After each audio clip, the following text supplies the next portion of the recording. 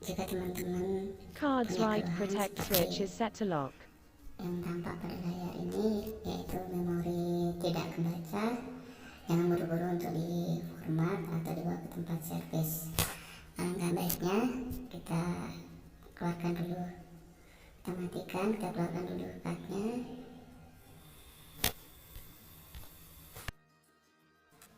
Di samping memori card itu ada saklar atau tombol, silakan teman-teman geser ke atas ataupun ke bawah, kemudian teman-teman pasang kembali, kemudian hidupkan dan cek.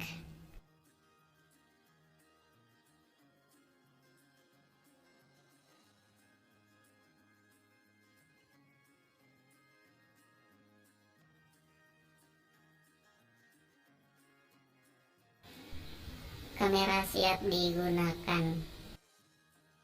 Camera ready to use.